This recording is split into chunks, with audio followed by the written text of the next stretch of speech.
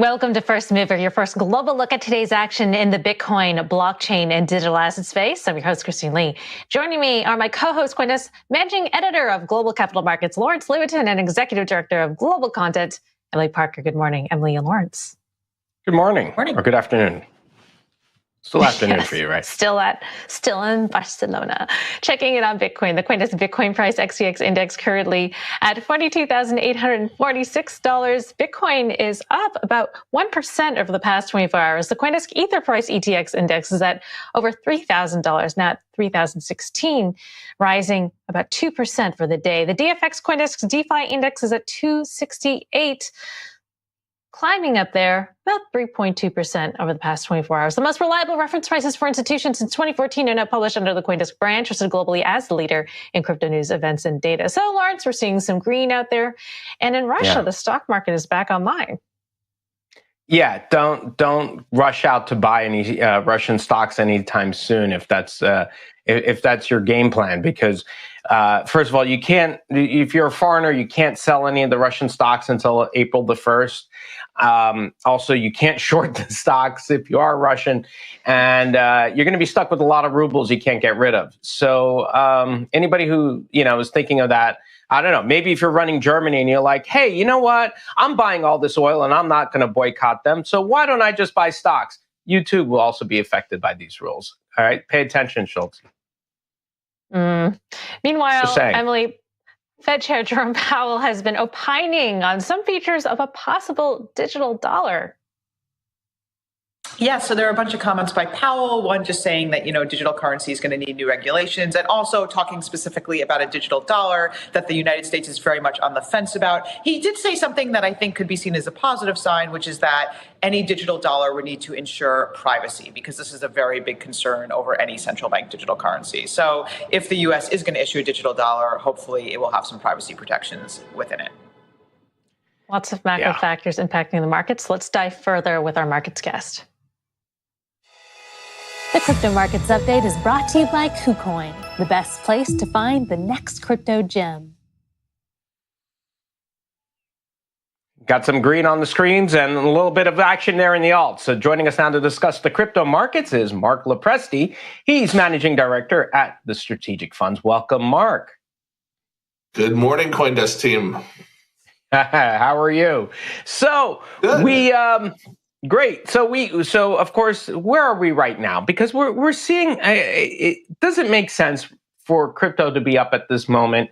We still have low volumes in the market, and yet a lot of macroeconomic factors here should point crypto to the downside. Yet we're up. What's happening?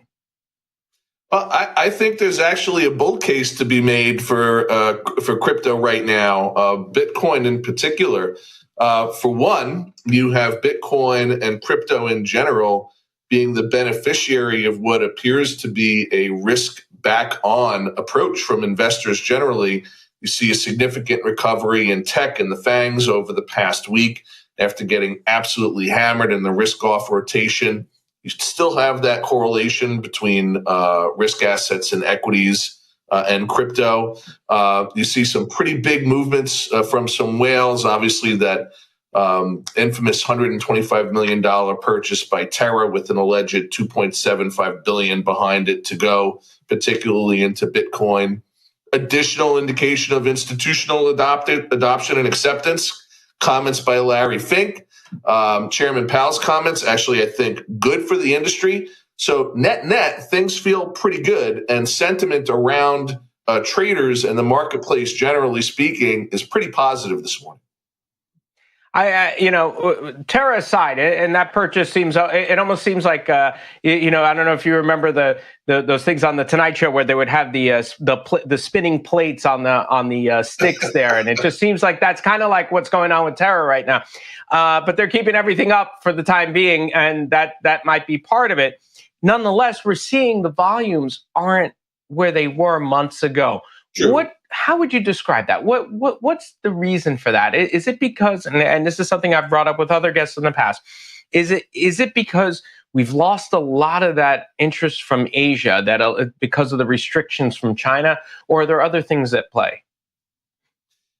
Larry, that's a good question, and I think some of it does have to do with dampening of trading volumes in Asia. But there's another side to the coin, and the other side to that coin is we've also seen a smoothing in volatility, and we've seen finally a breakout. According to one chart that I've spent a lot of time looking at over the past week, almost a 4-handle divergence between U.S. equities and crypto, particularly Bitcoin. Those are good things, right? Even though volume being low can be a short-term potential bearish indication, smoothing of volatility and temporary, and I think we are looking at temporary diminished volume, can be a good thing. One of the main impediments to broader adoption of crypto, Bitcoin in particular, is the volatility. You can't use it as a payment method with the volatility being what it is. Institutions, some still reticent to allow clients to hold it with this kind of vol. As the vol comes down, that's actually a good thing in terms of appreciation of the value and the price of the asset. You mentioned Larry Fink's comment. So he said that he believes the Russia-Ukraine crisis could potentially accelerate the use of cryptocurrencies. And we've heard from Goldman Sachs this week. They executed their first OTC trade.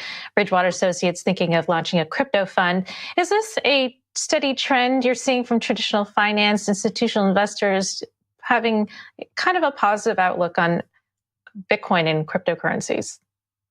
Yeah, I mean, Christine, we talk about this a lot on the show, and I don't think it can be overstated.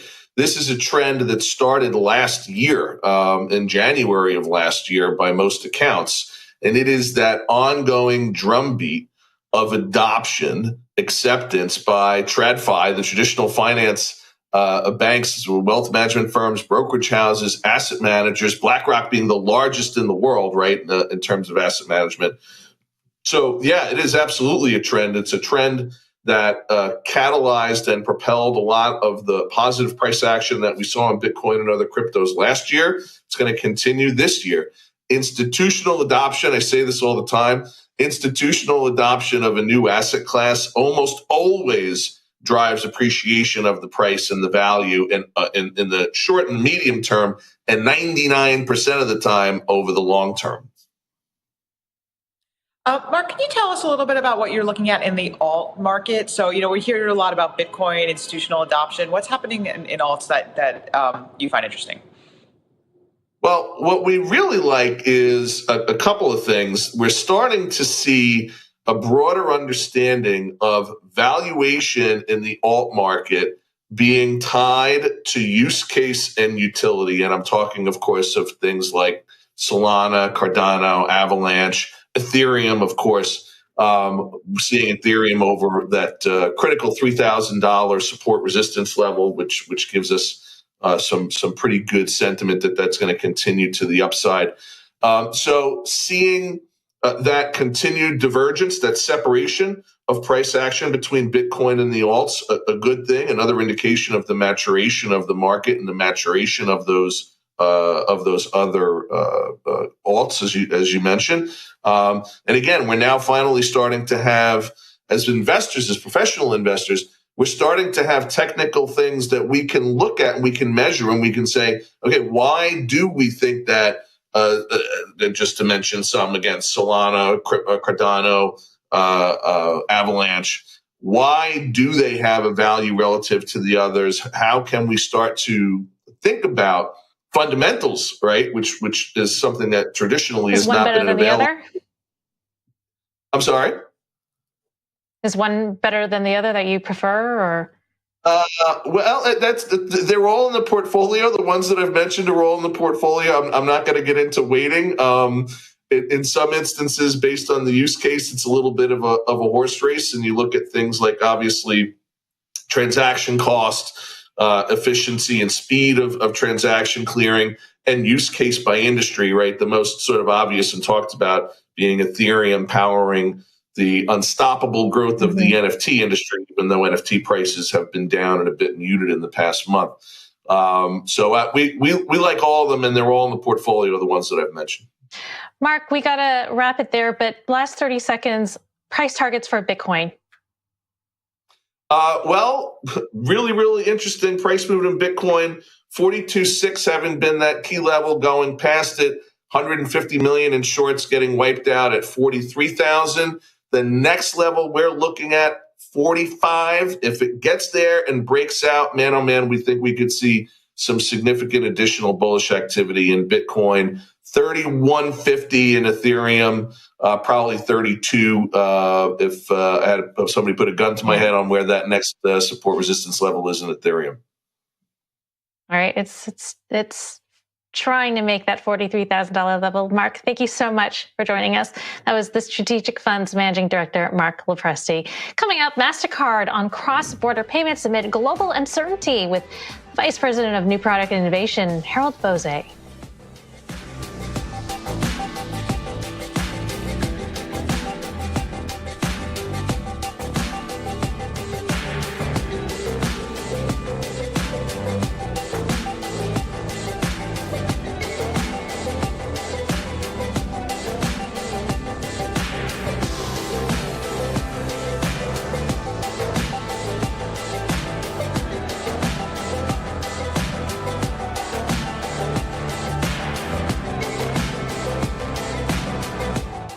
Let's have a live look at Bitcoin. The CoinDesk Bitcoin price XVX index currently at $42,909. Bitcoin slightly up about 1.5% over the past 24 hours. The CoinDesk Ether price ETX index sits at 3,023. It's rising about over 2%. The DFX CoinDesk DeFi index at 268, also making gains of just over 3% over the past 24 hours. All right, earlier this month, MasterCard announcing that they are suspending Russian operations. Cards issued by Russian banks will no longer be supported by the MasterCard network, regardless of where they're used, inside or outside of Russia. Here's their news release earlier this month. Joining us now with more is Harold Bossé, Vice President of New Product and Innovation and Cross-Border Payment Innovation at MasterCard.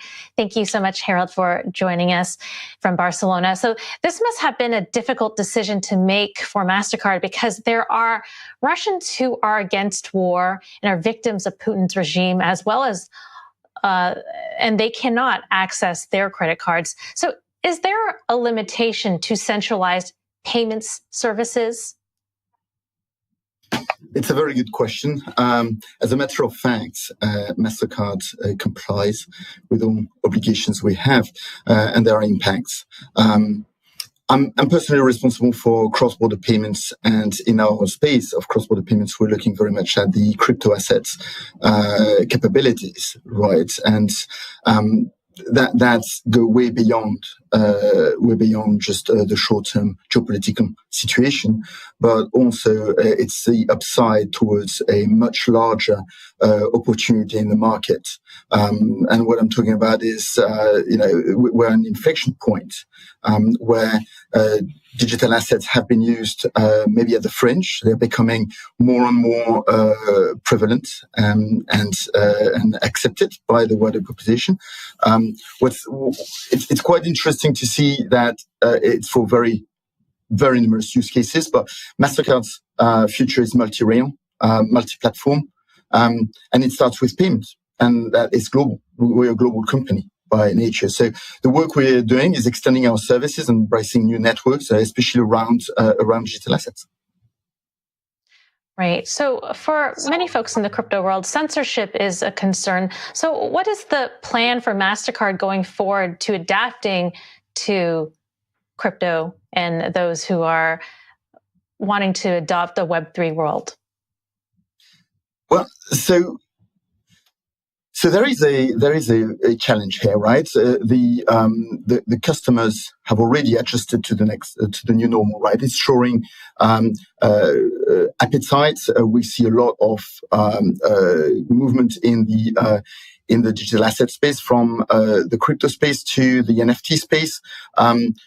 They're pushing us to deliver better services. We've been working a lot on NFT, especially categorizing them as digital goods, allowing us to embed their purchase, for example, in card systems, in TradFi systems. The integration, the bridge between TradFi and DeFi and digital assets is very, very critical for us. So, good afternoon. You're currently in Barcelona as well, and you're there for the get together for Avalanche. What is your relationship with Avalanche, and what are you doing with Avalanche, and a little bit more about how Mastercard is utilizing the Avalanche systems there. So we are technologically agnostic. We're very keen on making sure that we can go along with partners and technology partners in the market to deliver use cases and value to our customers. The Avalanche team has been participating in our incubator called StartPath, very successfully exited that. I think it was very recently, last month. So we've been working very closely with them. We like their technology. They're one of the many out there that are very relevant, and we're happy to engage with the various applications that are taking place on the top of that technology. We believe that those technologies are just a mean to achieve goals and objectives, business goals and objectives at the front end, and that's where Avalanche comes in.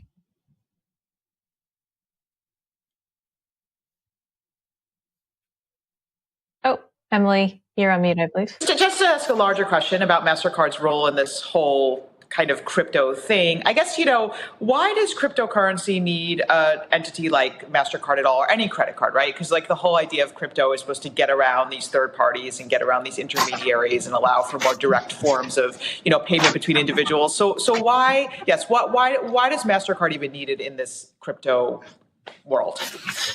It's a good question. So, so in a way, you can think that tech can be qualified as easy. I don't want to upset anybody there, but really, at the end of the day, put enough effort in the tech, and it's going to do what you want. I'm not saying it's simple, but it's achievable.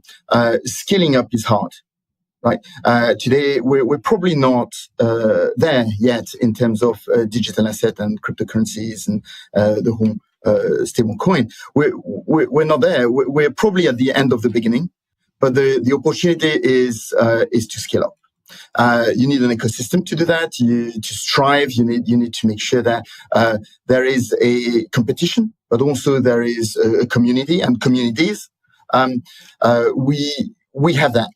Mastercard has that, right? And we're very interested in participating in these new models because we can engage our community further, deeper. It can make us more efficient, but it can make the whole world more efficient. We're looking at creating an economy on the top of what is currently available. It's about going above and beyond what the digital asset space is currently providing. Yeah, to carry on a little bit with that, in the opposite direction, MasterCard can process a lot more transactions than we find right now in the crypto space. So what does the crypto space provide MasterCard that MasterCard can't currently do? It's a little bit, I'll do a parallel. It's a little bit like the internet in 2000, isn't it?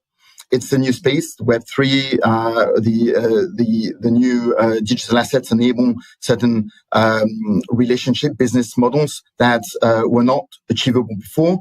We're very keen on exploring this with partners for the benefit of our customers. Today, these doors are being opened. And we definitely want to participate very actively in there. We're hiring hundreds of people in our data and services division. Data and services for MasterCard is a very large division. It represents 4.6 billion, I think, last year revenue. So it's significant, and we're hiring a very serious number of people just to help not only our partners but also our customers identify opportunities and make sense out of this nascent space. I just want to go back to a concept I was talking about earlier about, censorship in financial payments. Do you think that's just something that will be necessarily a centralized and private company? And will that complement or become a garden among various decentralized entities? Do you see the two coexisting? Yeah. So within the cross-border payments, especially, compliance is mandatory. right? There is no payment outside compliance, especially for anybody who wants to do that seriously and at scale at less risk for their customers and their ecosystem. So you're right. There is an absolute appetite from us, but from all other serious actors out there to comply. And what that means is that slowly we have to build robustly and cautiously the functions that will allow the digital space and the digital asset space to come and be at par with the fiat space today. There is a lot of certainty, a lot of compliance products that happen in the fiat space. We need to replicate the intent here and the delivery. Finally, Harold, we got to wrap it, but just the last 30 seconds again. Are there preferred protocols or platforms that MasterCard likes to make sure that compliance and that works more in that regard? Actually, it's fascinating, right? Because these protocols all have various advantage and drawbacks. Some of them are fast, some of them are confidential, some of them are robust, distributed, allow centralization. Data models are very different. So we look at that through the spectrum of use cases. Depending on what is the objective, we have Avalanche, for example, is very good for certain use cases, and we're exploring that with them. Can't really talk about that right now. As you can imagine, they are quite advanced conversation, but really interesting. We're working with a lot of others. We've got a very strong partnership with Consensus, for example, on a very deep tech layer. So and that's just two examples that just come to mind. That we're working with a lot of others, as you can imagine. But absolutely, the compliance aspects and the data, localization and regulation are very, very important for us. All right. So I guess exploring the Avalanche as well as the Ethereum communities. Thank you very much, Harold, for joining us. That was MasterCard Vice President of New Product and Innovation and Cross-Border Payment Innovation, Harold Bossé. Coming up, Web3 Social Club, friends with Benefits Mayor Alexander Zhang, and our regulatory update with CoinDesk Managing Editor Nick Day. That's next. Hey, I'm Isaiah Jackson, host of Community Crypto and author of Bitcoin in Black America. You're watching CoinDesk TV?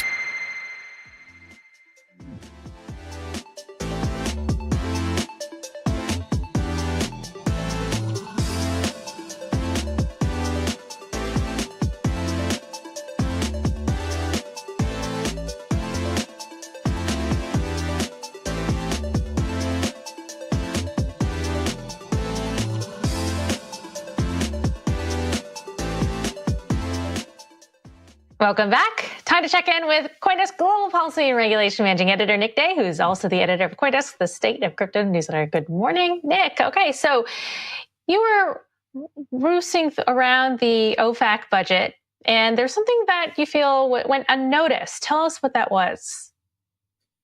Good morning. So yeah, this is actually based on last week's Senate Banking Committee hearing.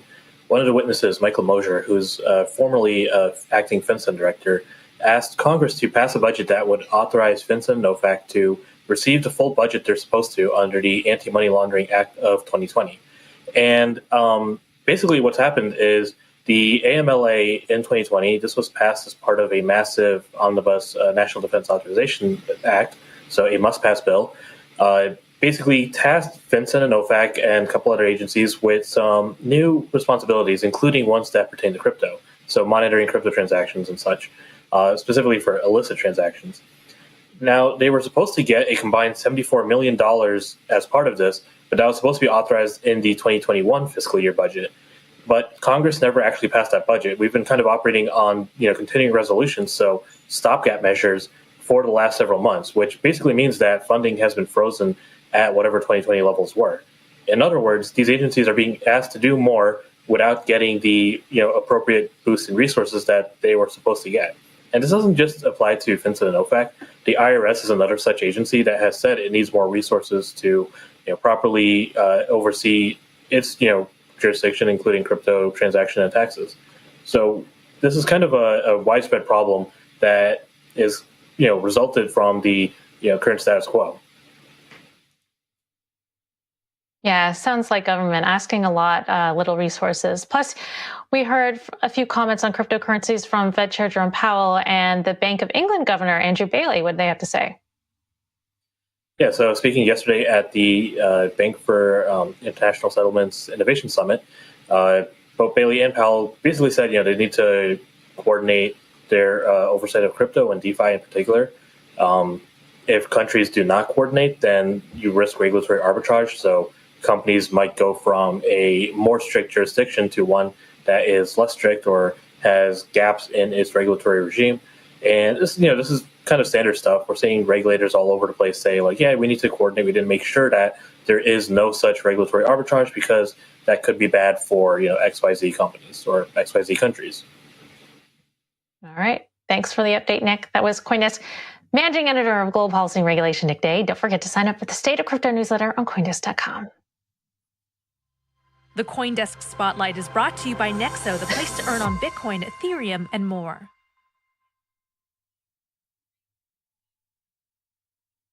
So if last year, 2021, was the year of the NFT, 2022 may very well be the year of the DAO, Decentralized Autonomous Organizations. And one of the buzziest DAOs in this space is Friends with Benefits, which I'm not really going to try to describe here, but it's been called everything from a group chat, crypto-backed social club, startup incubator, the list goes on. Anyway, joining us to give a much more accurate description is Alexander Zhang, Mayor of Friends with Benefits. Welcome, Alexander. Hey, thanks for having me. Great to see you again. So why don't we just start with because I don't really think I described Friends with Benefits all that accurately, but it's kind of hard to describe. What is your really quick elevator pitch for what this is and sort of why it's needed right now? So Friends with Benefits is a community that brings together individuals who sit at the intersection of culture and crypto. And we explore and use the blockchain mechanics of ownership and sovereignty, fluid payments, transparency, to think about new ways of cultural production. And we do this through primarily community facilitated events and festivals, to an editorial platform that we've built, to physical products, digital tools, social software, all sort of emergent from the community, with the FWB Discord as our core home base. And all of this is facilitated by the FWB token, which is an ERC20, and the shared bonding agent, or the incentive that ensures value accrues to all edges of our network. Okay, thank you. That was a good explanation. So, but I guess here's the question, there's many questions about DAOs, but one for you specifically is that, DAOs are really being portrayed as a sort of like revolutionary form of governance and this kind of new kind of organization. And yet you guys are backed by a very traditional VC, Andreessen Horowitz. I think they gave you 10 million. And, there's already been a lot of controversy about the role of VCs in crypto, right? I'm sure you've seen the whole kind of battle with Jack Dorsey, who kind of claims that VCs are just not good for this space because it's like, they have too much influence. So how do you kind of square what some people would see as like a little bit of a contradiction, and having this like totally, organized by the people, governed by the people, and then like a massive VC behind it? Yeah, that's a great question. I think the truth is that a lot of really great organizations are built sort of in those middle spaces. And I wouldn't call it necessarily a compromise, because I think both parties bring tremendous value to the table, but entirely run community organizations have their limitations. Entirely VC funded, late stage capitalistic driven organizations also have their challenges. And we evaluated, specifically with Friends with Benefits and where we wanted to go, as an opportunity to explore a meeting in the middle and value exchange between both parties. And as FWB started as completely community run, grassroots, of the people, we can call it, in that camp, as we began to build and grow, we identified a lot of areas where we needed, let's call it, institutional support. And it was a decision made from day one with our community. We did multiple town halls on it. We brought all the investors into the Discord, where they did a Q&A town hall with our community, where they got to ask questions about what the ROI, what their expected ROI was, what the roles and responsibilities would be, where boundaries lied, and ultimately put to a vote through the governance of the DAO. The community decided to participate in the treasury diversification or the fundraise. And since then, working with not just A16Z, but a host of other investors from the community, as well as all the way up to the institutional level, it's been incredible in unlocking, resources far beyond just the capital in terms of, legal, advisory, all the different components that as a peer community, we needed support in. And so I think the answer to that question is there's no sort of silver bullet in how these organizations get built. We explored one model in which we partnered with other sort of financial partners and have since then found it to be both incredibly valuable and also harmonious, and that none of them have encroached in a way that has made any community members feel uncomfortable. They aren't operating under traditional Web2 frameworks of scale, but instead encouraging us to continue to experiment and figure out the roadmap that makes most sense for our community. Alexander, as my coworkers and the other guests and my wife will attest, I'm not the brightest guy in the world. So can you go back to explaining exactly what is Friends with Benefits? I'm a consumer, let's say, and I want to use it. What is it? What am I getting into? Yeah, absolutely. So Friends with Benefits sort of sits in the social token category. We have 6,000 unique token holders of the sort of largest in that category. And you can think of it like any other cultural or membership organization. We sort of have two core, buckets: cultural creators and cultural maintainers. And under those fall anyone from technologists to artists to entrepreneurs, and truly diverse across multiple different sectors. But the idea first and foremost was, what does a social space look like where there can be an exchange of knowledge, learning, collaboration, information that is useful primarily on our Discord, which is essentially like a messaging forum, social platform. So I'm paying for a token that gives me access into one or two of the buckets to participate in the Discord, and then what? So once you participate in the Discord is sort of the hub, right? The HQ. But jetting out from that Discord is a whole network of events and experiences. We have city DAOs, LA, London, and New York, where they organize even additional meetups and experiences, to an editorial platform where we're constantly writing. Go ahead. What do you say experiences? What kind of experiences? Everything from, we're producing a festival this August, which is going to be our own sort of conference festival with speakers, music, everything in between those categories, all the way to smaller local events. So bringing together who have shared interests across those categories I'd mentioned earlier. We do gallery tours, we do concerts, we do sort of anything that those local cities as a DAO want to organize and produce for its members. It's the buzzy, fun events you want to be a part of, where the cool kids are. So if you, when you first started the community, it's supposed to be grassroots. So I'd like you to the ideal community member, because now it seems that money would be a barrier to entry to buy the Friends with Benefits token. It's costlier than it was, I'm sure, in the start. And now you have to have several thousands of dollars to be a member. So I'm wondering who would be the ideal community member now? Yeah, I wouldn't say it's tremendously shifted away from that core goal. I think obviously as the token price rises and falls, it becomes accessible or less accessible or more accessible at different points in time. But as a community, we've prioritized building many different access points beyond just acquiring the token off of the market, right? And so, for instance, we have many different contributor rails, from writing for our editorial platforms to contributing to our art program to becoming a fellow or going through our artist in residency program, all the way to many other ways of just contributing to the DAO. And through contributing, we pay everyone in FWB tokens, and so they're able to increase ownership in the community. And I want to highlight that the token not only serves as sort of that ownership entry mechanic, but also as the fundamental governance voting mechanism, which as a community and as a DAO is how people are able to communicate with the organization through a vote on what types of initiatives and programs are funded and focused on.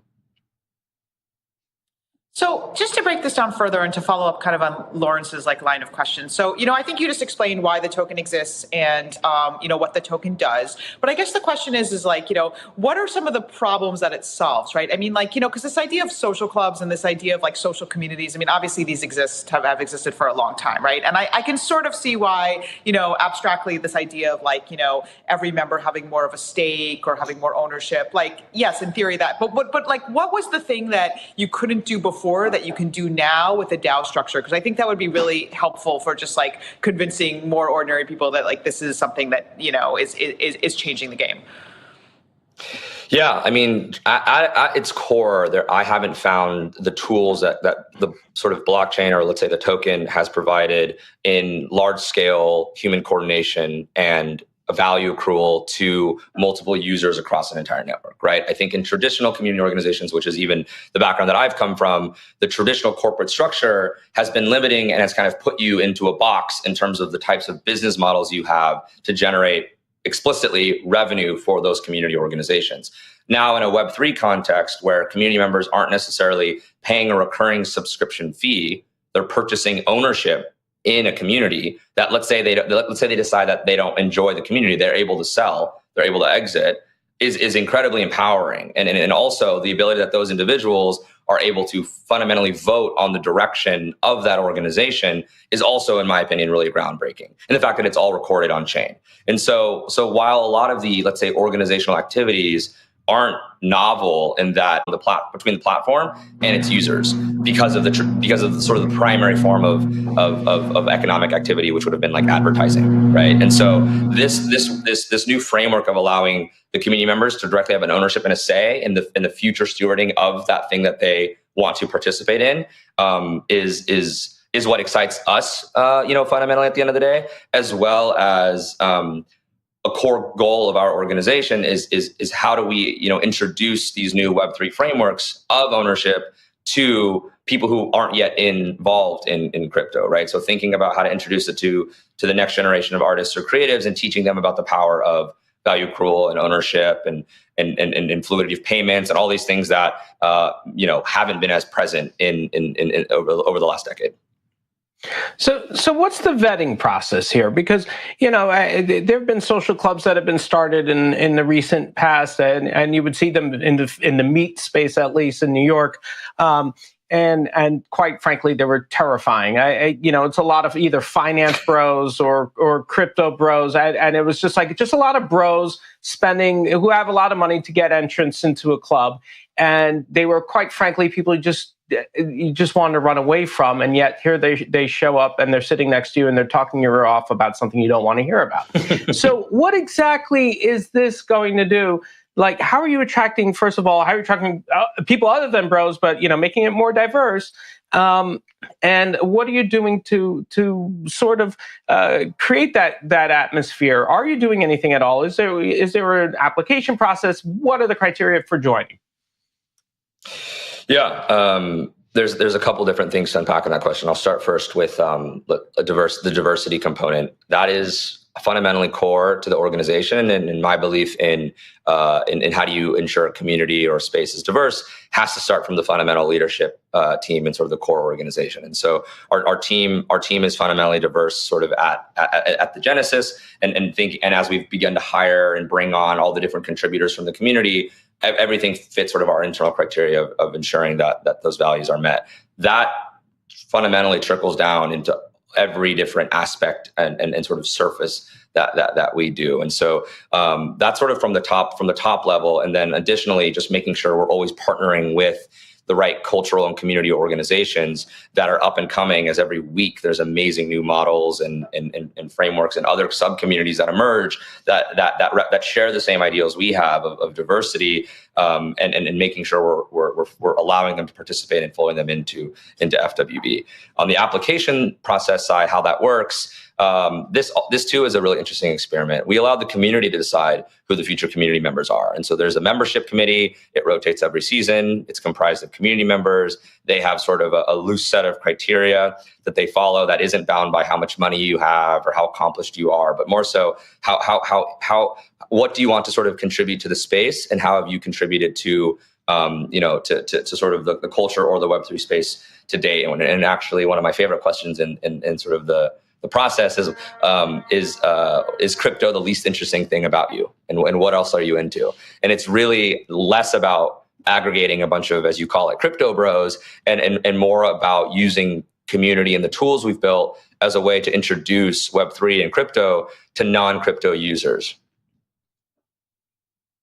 So we're still in the early day of DAOs, and a lot of the coverage, at least in sort of like the crypto world, is like, DAOs fix this. Like it's pretty, everybody's pretty frothy about it, right? So I'd love to hear just some like kind of real talk from you. Like, what are the challenges? What are the pain points? What are the mistakes? Like, because I can't imagine this is that easy, right? You're trying to do something very different. Your own role is quite interesting because you're like the mayor, which is sort of the head of this decentralized thing. So can you just tell us some like anecdotes or stories about something that went wrong, or places where you're just really like, okay, this doesn't work, or this we got to try something new? Because I think that would just be really helpful to illustrate the challenges. Yeah, absolutely. I'm really glad you asked that question, and I feel sort of challenged by this daily in terms of, we all do collectively as a community, where there haven't really been models like this in the past. And so the easiest sort of analogies to sort of box it in and place it is like social club, right? Or group chat with a shared bank account. And yes, we have remnants of all of that, but fundamentally every day we're kind of, at least as a community and as a group, we feel like we're making a lot of decisions for the first time, and are constantly redefining ourselves. As anyone who's studied internet native movements knows, these things can be quite emergent and unpredictable, and at the same time, and ideally, novel and sort of, let's call it, genre defying. In terms of the challenges, there are many. I think design and decision by committee is incredibly challenging, right? And that, I think, plagues a lot of different DAOs. We sort of as a group made a decision early on in the DAO where we would actually operate more as a representative democracy as opposed to a direct democracy. So direct being every single decision is made by committee, casted by votes, as opposed to representation where, myself as a mayor, someone who is sort of elected or put into this role, is here to steward for a period of time with a specific sort of scope, and sort of empowered or trusted to make decisions that serve the responsibilities of the community. And so as someone previously who had reported to a board of directors, I almost view the board as the community. So I think that interesting governance or sort of fiduciary responsibility is highlighted through this representative democracy framework as opposed to direct, and one that I think has allowed us to sidestep a lot of the challenges that many of my other DAO leader peers face when perhaps they decentralize decision making way too early on, because the truth is you need information to make great decisions, and information still the systems haven't been built for that to fully be distributed as evenly as possible. And so I think first off, a lot of challenges are around when a community or a DAO decentralizes the decision making too early on, and instead, we found success in first a representative democratic framework with sort of the voting on specific initiatives, and then moving towards this progressive decentralization over a period of time. And then the second is just the very public nature of building in public, right? The idea that everything we're creating, the entire community can see. When before, if you at our current stage, we're still very early. We're just in our second year. You have an entire public market of a live liquid token sitting on top of and essentially speculating on the value of what we're creating when we're still quite in our infancy. And so I think that's a second challenge for a lot of team members and operators who are building DAOs with sort of live markets attached to it, whether it's an NFT or it's just a fungible token, is that experience of sort of building so openly. But I personally find it a little bit exhilarating because it's interesting to see almost like live sentiment from a community or a group of stakeholders, and if you are sort of providing utility for that token, which for us is the primary objective, is driving utility. That's really interesting. So much of crypto is revolving around money and how to make profits, but this is really taking the experiment into how to make a social club, a community really of people, and how to curate and cultivate that culture. So very fascinating. Thank you, Alexander, for joining us. Appreciate you coming on to talk about friends with benefits. That's the mayor, Alexander Zhang. All right, time to check in with Crypto Twitter for our tweet of the day. And this is from Brian Flynn of Rabbit Hole. The hardest truth about crypto is that you can get paid more money building a following than building protocols. Something to think about it. Oh, I also want to note that Alexander Zhang, he will be joining us at Consensus.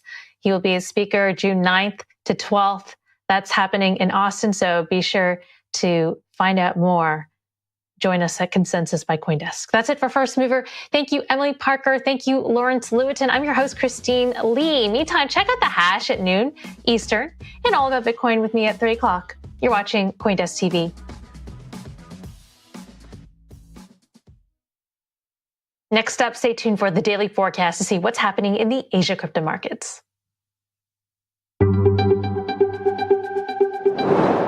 Here at Forecast, we futurecast. And the question we're asking today is, will malls even exist in the future? Why are we asking? Well, because right now, people are already asking, why go to the effort of heading in the real world to check out the latest fashions when you could be making your avatar a style icon in the metaverse instead? Welcome to the Daily Forecast, March 24th, 2022.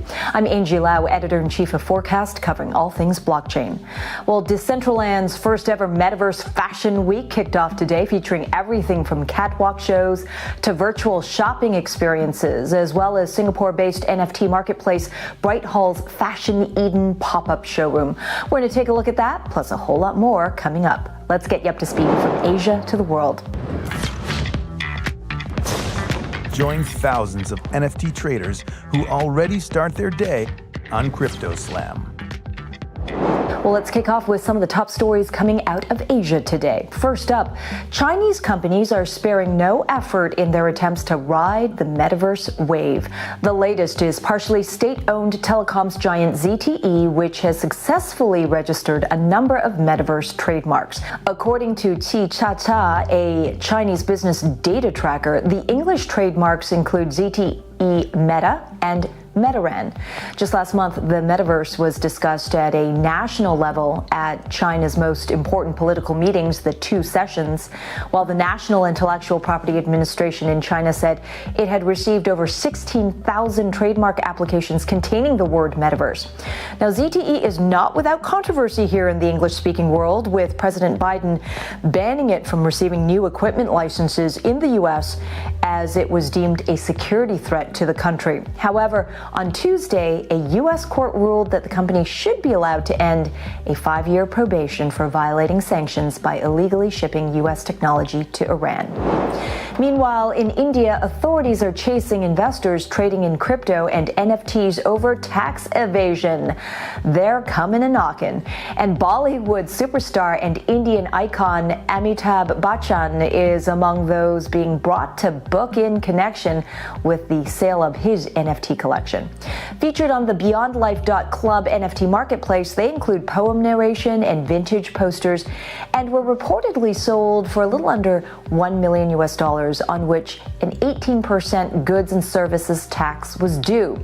Now, local media reported that Bachchan has paid just over $130,000 US in tax. Forecast has reached out for clarification from the Indian Tax Authority on those numbers, but had not received a response at the time of this recording. Now, the crackdown follows Indian Finance Minister Nirmala Sitharaman's proposed changes to the country's Income Tax Act, categorizing NFTs as virtual digital assets. You can find those stories and more at forecast.news. Ethereum, the blockchain on which the bulk of NFTs reside, successfully tested a merge of its proof of work and proof-of-stake chains last week. Well, as investors and users look forward to the mainnet launch in the next few months, what could this mean for the blockchain's native token, ETH, and what impact could it have on crypto investing in the new economy? We have Sudhu Arumugam, co-founder of CoinFlex, a leading crypto derivatives exchange and yield platform, joining us to answer all of those questions. We have so many questions for you, Sudhu. Great to have you. Great to be here. Thank you for having me, Angie. Absolutely. Okay, Sudhu, for those who are unfamiliar with this merging of protocols, what does that actually mean? And how does this impact how we think about the blockchain and market demand for ETH?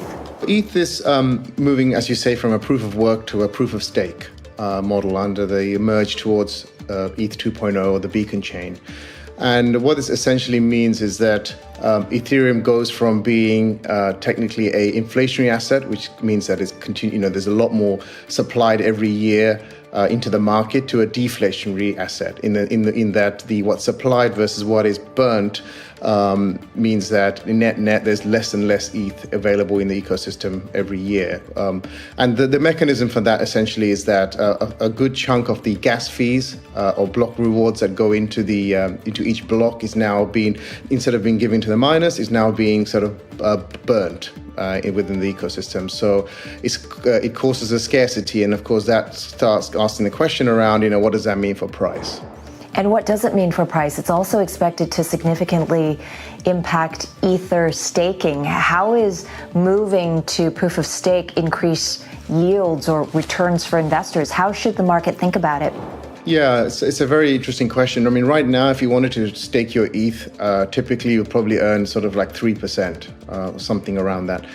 Under ETH 2.0, after the merge, we're talking about, or the market's predicting, is going to be like from 7 to 12%. And the reason for that essentially is that, unlike proof of work, which is where everyone rushes to kind of verify the next block and win the price, here there's a kind of rotational system where everyone kind of patiently waits their turn to earn the block rewards, which creates a yield. And there's lots of pros and cons with that. The pros being that there's going to be a lot less energy consumption in ETH, and the con of that is that, of course, exchanges being the kind of large custodians of ETH, all of a sudden have kind of untold powers when it comes to staking. And because we hold a lot of client deposits in ETH, and so we can stake as well on their behalf, but it means that we are now making the decisions for the collective, which becomes really the thesis of the exchanges become the kingmakers, which isn't so great either.